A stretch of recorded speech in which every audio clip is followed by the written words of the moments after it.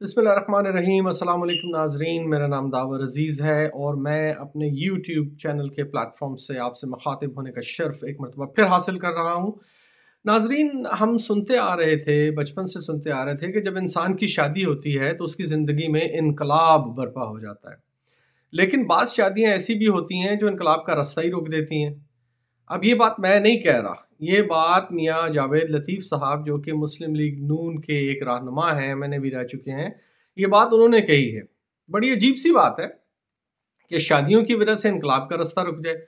यानी शादी इनकलाब ना लेके आए बल्कि इनकलाब का रास्ता रोक दे।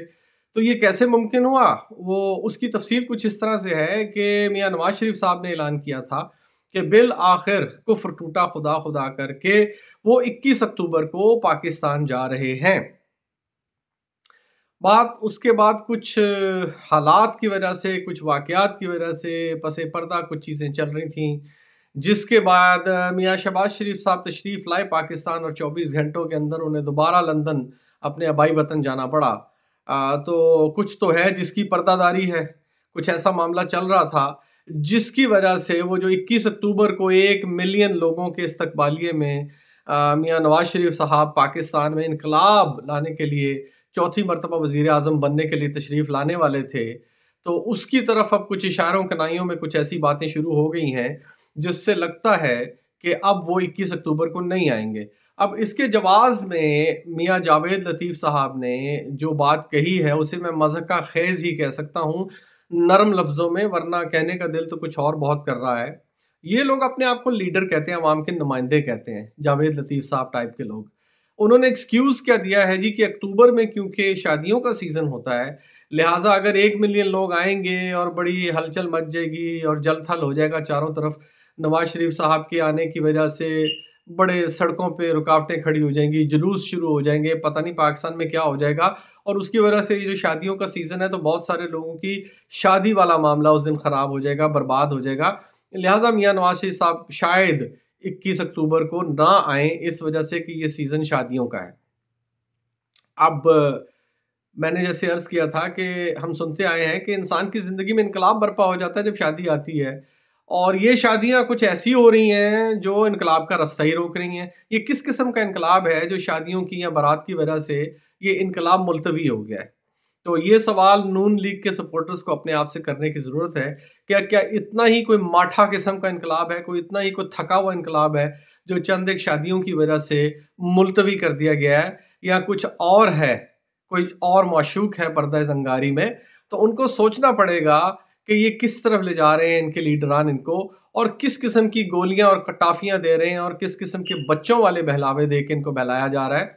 ये बात सोचने की नून लीग के सपोर्टर्स के लिए मैं छोड़े जा रहा हूँ। दूसरी तरफ आते हैं जी, अब कुछ नैब के केसेस का भी इसमें हाल हो सकता है, कुछ हाथ हो सकता है। वो इस वजह से कि अब नैब के केसेस जो दोबारा खुल गए हैं, तो ये तमाम लीडरान कराम जिन्होंने अपने आप को पीटीआई की गैर मौजूद असेंबली में से अपने आप को एक एनआरओ 2 जिसे कहा जा रहा है वो दिया था कि नैब के दाँत निकाल दिए थे, नैब के पंजे काट दिए थे और वो तमाम तरामीम जो उन्होंने इमरान खान साहब के सामने रखी थी जब वो वज़ीर आज़म थे, जब एफएटीएफ से ग्रे लिस्ट से निकलने का मामला था तो कुछ कानून साज़ी की ज़रूरत थी और उसके लिए अपोज़िशन का ताउव्वुन दरकार था। तो ये अपोज़िशन के जितने लीडर जो बाद में पीडीएम बन के हुकूमत में आ गए थे, इन्होंने 35 अदद तजावीज़ या तरामीम या मुतालबे कह लें वो इमरान खान साहब के सामने रखे थे कि अगर आप ये मंज़ूर कर लें, तो फिर हम एफएटीएफ पर साइन कर लेंगे। वो बात की बात है कि फिर किस तरह से बाजू मरोड़ के उनसे साइन करवा लिया गया। लेकिन वो मुतालबे अगर आप देखें जो 35 उन्होंने इमरान खान साहब के सामने रखे थे, बैन ही वही 35 मुतालबे, बल्कि हो सकता है कि चंद उसमें और भी शामिल हुए हों, मुझे तफ़सील का तो इस वक़्त याद नहीं है क्या थी। लेकिन वही मुतालबे उन्होंने कानून साज़ी की शक्ल में, नैब तरमीमी बिल की शक्ल में जब मंज़ूर करवा लिए तो अपने आप को एनआरओ 2 दे दिया। खान साहब यही बात कहते रहे, इक़्तिदार से चले गए कि ये जो मर्ज़ी कर लें, मैं इन्हें एनआरओ नहीं दूँगा। तो मेरा ख़्याल है कि ये चंद एक वजूहात हैं। शादी वाला मामला भी बड़ा अहम हो सकता है। मियाँ नवाज़ शरीफ साहब को कौम का बहुत दर्द है, वो हम देखते आए हैं। वो इस दर्द की वज़ह से इतने सीरियस पेशेंट हो गए, कोई 7 हार्ट अटैक हो गए, कोई दिमाग को खून पहुँचाने वाली 80% शरेयानें बंद हो गईं। ख़ैर उसके लिए तो हमें किसी मेडिकल टेस्ट की भी ज़रूरत नहीं, जिस किस्म के बयान वो दागते रहे हैं और जिस किस्म के काम वो करते रहे हैं। तो दिमाग को खून पहुँचाने वाली, तरावट पहुँचाने वाली शरेयानें 100% तो नहीं, शायद 80% वाक़ई बंद हो, किसी मेडिकल टेस्ट की ज़रूरत नहीं है उनके काम और उनके बयानात देखने के बाद। लेकिन मेरे ख़्याल में शादी की वजह अलहदा और ये जो नैब की तरमीम वाला बिल सुप्रीम कोर्ट से जाते-जाते साबिक़ चीफ़ जस्टिस साहब उमर अता बंदयाल साहब ने उसे कालादम करार दे दिया है। और अभी भी कुछ आसार ऐसे नज़र आ रहे हैं, क्योंकि इतने दिन गुज़रने के बाद भी अभी तक इस फ़ैसले के ख़िलाफ़ किसी ने अपील दायर नहीं की। ना नैब ने, ना मौजूदा जो हुकूमत है इस वक़्त, जिसका मैंडेट ही नहीं है, ये एक केयर टेकिंग गवर्नमेंट है, अबूरी हुकूमत है, इसका ये मैंडेट नहीं है कि इस किस्म की कानून साज़ियों में उलझती फिरे। लेकिन बहरहाल हमें पता है कि इन्हें कौन चला रहा है, ये कहाँ से आए हैं। लेकिन अगर अभी तक इसके ख़िलाफ़ कोई अपील दायर नहीं की गई तो फिर दाल में कुछ काला नज़र आ रहा है। अब ये दाल ही पूरी काली है या दाल में कुछ काला है, ये चंद दिनों में वाज़ेह हो जाएगा। लेकिन बज़ाहिर यही मालूम होता है कि मियाँ नवाज़ शरीफ साहब ने अब कुछ दोबारा सोच-विचार का फ़ैसला कर लिया है और नज़र ये आता है कि वो शायद पाकिस्तान ना आएँ अपनी ऐलान करदा तारीख़ के ऊपर 21 अक्टूबर को। वैसे भी इन लोगों का ये एक वतीरा रहा है कि ये जाते फ़र्स्ट क्लास में हैं, आते नहीं हैं, ये लाए जाते हैं। शरीफ ख़ानदान वाले। इससे ज़्यादा मैं कुछ कहना मुनासिब नहीं समझूँगा, समझने वाले समझ सकते हैं कि मैं किस तरफ इशारा कर रहा हूँ। पाकिस्तान में इस वक़्त जो सूरत-ए-हाल है, उसमें मियाँ नवाज़ शरीफ साहब का ना आना ही उनके लिए मुनासिब है, क्योंकि ये वो आखिरी पत्ता है, जिसे वो हुक्म का यक्का या तुरप का पत्ता कह रहे हैं, या तुरप का यक्का इनके पास जो है वो नवाज़ शरीफ साहब की शक्ल में है। और अगर ये यक्का भी बेरंगी मात हो गई ताश के इस खेल में, तो फिर या प्यादे से अगर शाह उल्टा दिया गया शतरंज के खेल में, नवाज़ शरीफ साहब को जो फ़कीदुल मिसाल इस्तक़बाल की तवक्को है या तवक्को दिलाई गई है मुक़तदरा हलकों की तरफ से, तो अभी तक उसकी कोई तस्दीक समझ में नहीं आती कि कोई उनके साथ है। लेकिन बहरहाल जिस किस्म की बयानबाज़ियाँ उनके पालतू सहाफ़ी और पिट्ठू आकर इस वक़्त टेलीविज़न पर और स्क्रीन्स पर मुख्तलिफ़ चैनल्स पर कर रहे हैं, उससे तो यही लग रहा था कि पता नहीं नेल्सन मंडेला साहब तशरीफ़ ला रहे हैं, या जिस तरह से ख़मीनी को रिसीव किया गया था ईरान में, शाह ईरान का तख्ता उलटने के बाद को उस किस्म के इस्तक़बाल की तैयारी हो रही है, कुछ ऐसे ही मालूम हो रहा था। अभी बज़ाहिर ये लग रहा है कि वो मामला खटाई में पड़ गया, अगर मुकम्मल ख़त्म नहीं हुआ तो।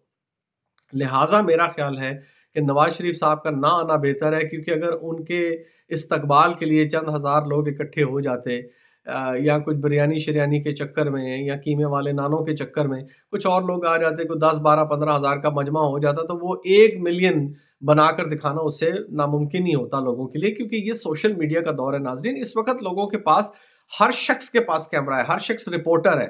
वो वीडियो बनाकर चढ़ा देता है टिकटॉक पर, यूट्यूब पर, इधर-उधर फेसबुक पर। अब खबर छुप नहीं सकती। अब आप 10,000 के मजमे को 1 लाख या 1.5 लाख या इवन 50,000 भी नहीं बना सकते। हर शख्स के पास कैमरा है। लिहाज़ा मेरा ख़्याल जहाँ तक ये है कि जो रिपोर्ट्स उन तक पहुँची हैं, वो भी यही हैं और उनके पार्टी लीडर्स ने भी उन्हें यही मशवरा दिया होगा कि मियाँ साहब इस वक़्त नहीं, अभी आपका आना मुनासिब नहीं है। तो मेरा ख़्याल है कि मियाँ नवाज़ शरीफ साहब ने इस तारीख़ को आगे करने का फ़ैसला कर लिया है। शहबाज़ शरीफ साहब वापस तशरीफ़ ले गए हैं। मरियम सफ़दर रवान भी वापस जा रही हैं अपने आबाई मुल्क। वहाँ जाकर वो मिल बैठ के ये फ़ैसला कर लेंगे। कुछ ही दिनों में इसका ऐलान मुतवक्किल है, मेरा ख़्याल है हो जाएगा। देखते हैं क्या पर्दा गैब से क्या ज़हूर में आता है। दूसरी तरफ चीफ़ जस्टिस साहब काज़ी फ़ायज़ ईसा साहब के बारे में बात कर लेते हैं। अभी तक उन्होंने जिस तरह से कोर्ट चलाया है, कुछ मुझे तो उसकी समझ में नहीं आई। लेकिन बहरहाल एक फ़ैसला उनका काबिल तहसीन था, जो उन्होंने फुल कोर्ट रेफ़रेंस बुलाया और उसके बाद उन्होंने उसे टेलीवाइज़ करने की इजाज़त दी, यानी कि लाइव टेलीकास्ट हुआ। ये एक अच्छा कदम था, इसकी तहसीन की जानी चाहिए। लेकिन गुज़ारिश फिर एक मरतबा करूँगा, एक और वीलॉग में भी मैंने यही बात की थी कि उन्हें इस कार्रवाई को उर्दू ज़ुबान में चलाना चाहिए, ताकि आम लोगों को समझ आए कि एक अदालती कार्रवाई कैसे चलती है, उसमें क्या होता है और किस तरह से दलाइल दिए जाते हैं, काउंटर आर्गुमेंट कैसे दिए जाते हैं, मुखालिफ दलाइल उनका तोड़ कैसे किया जाता है, जजेस सवाल क्यों पूछते हैं, किस तरीके से पूछते हैं। ये सारी चीज़ें कौमी ज़ुबान में भी हो सकती थी। लेकिन बहरहाल ये एक अच्छा कदम है, इसकी तहसीन की जानी चाहिए।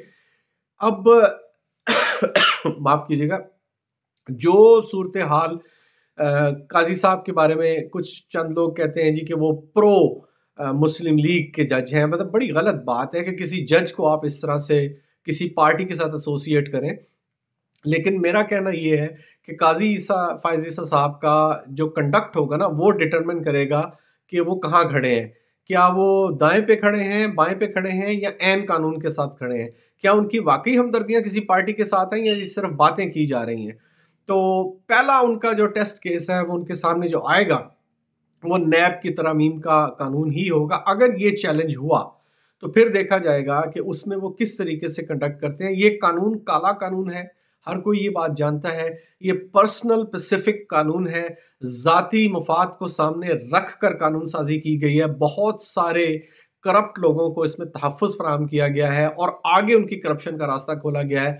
तो ये पर्सनल स्पेसिफिक प्लान है। और मैं एक बात और भी बता दूं आपको, वो ये कि अगर ये कानून कायम रहता है तो एफएटीएफ की लिस्ट का मामला दोबारा से उठ सकता है। ये बात याद रखिएगा, ग्रे लिस्ट में पाकिस्तान जा सकता है खुदा ना खास्ता, क्योंकि इस कानून की वजह से पाकिस्तान में से मनी लॉन्ड्रिंग, उसके सद्देबाब और इन तमाम चीज़ों पर बड़ी खतरनाक किस्म की कदगन लगी है। और पाकिस्तान के एफएटीएफ में ग्रे लिस्ट में जाने की एक बहुत बड़ी वजह मनी लॉन्ड्रिंग के इश्यूज भी थे। ये बात याद रखिएगा। इस कानून के ज़रिए ना सिर्फ पिछली मनी लॉन्ड्रिंग को तहफ़्फ़ुज़ दिया गया है, बल्कि अगली मनी लॉन्ड्रिंग के लिए भी रास्ते खोले गए थे कि अगर आपके नाम पर कोई जायदाद नहीं है और आपकी बीवी या बेटे या भाई या बहन या किसी के नाम पर है, तो उसके बारे में सवाल नहीं पूछा जा सकता। अगर गैर मुल्क से कोई आपको इन्फॉर्मेशन आती है कि आपके किसी सियासतदान, ब्यूरोक्रेट या फौजी जर्नैल वगैरह ने बाहर जायदाद बनाई है, तो वो क्योंकि बाहर से उसका सोर्स है इन्फॉर्मेशन का, लिहाजा उस पर पाकिस्तान में कार्रवाई नहीं हो सकती। ये सब क्या है? ये फैसिलिटेट करने की कोशिश है आइंदा की मनी लॉन्ड्रिंग को। तो ये बात याद रखिएगा कि इस कानून की अहमियत इससे भी उजागर होती है कि ये एफएटीएफ पर भी असर डाल सकता है। और अगर काजी फायज ईसा साहब की अदालत में ये केस पुट अप होता है और इस जो कानून को कालादम करार दिया पिछली सुप्रीम कोर्ट के चीफ जस्टिस साहब ने और उनकी सरबराही में बेंच ने, और ये उस कानून को बहाल कर देते हैं, तो फिर सोचना पड़ेगा कि काजी फायज ईसा साहब किसकी तरफ खड़े हैं। क्या मुजरिमों के टोले के साथ खड़े हैं जिन्होंने पहले भी मनी लॉन्ड्रिंग की, फिर अपने आप को नैब से तहफ़्फ़ुज़ दिलाया, ये ऑर्डिनेंस पास कर, ये माफ़ कीजिएगा, ये बिल पास करवा के जैसे तैसे। और अब उसके बाद अदलिया भी उनकी साइड पर खड़ी होगी कि अगर पिछली अदलिया ने उसे साक़त करार दिया तो इन्होंने उसे दोबारा बहाल कर दिया। ये सब सोचने की बातें हैं। ये तमाम इस किस्म के अमाल, क्या इमरान खान साहब के साथ जब केस होता है तो क्या उसे भी वो लाइव टेलीकास्ट करेंगे या नहीं करेंगे? ये तमाम चीज़ें इनको उनका कंडक्ट वाज़े करेगा कि उनकी हमदर्दियाँ किसके साथ हैं। फ़िलहाल आज के लिए इतना ही। आइंदा इंशाल्लाह वीलॉग के लिए दोबारा हाज़िर होऊँगा जल्दी। मेरे चैनल को सब्सक्राइब ज़रूर कीजिएगा, ये आपसे गुज़ारिश है। आपकी सपोर्ट से हमें बहुत तक़वियत मिलती है। हम पाकिस्तान की बात करते हैं। और लाइक भी कीजिए, शेयर भी कीजिए, बेल आइकन को ज़रूर दबाइएगा ताकि आपको लेटेस्ट मेरी वीलॉग की इंटीमेशन आती रहे। आपका बहुत शुक्रिया एक मरतबा फिर अदा करता हूँ। पाकिस्तान हमेशा ज़िंदाबाद।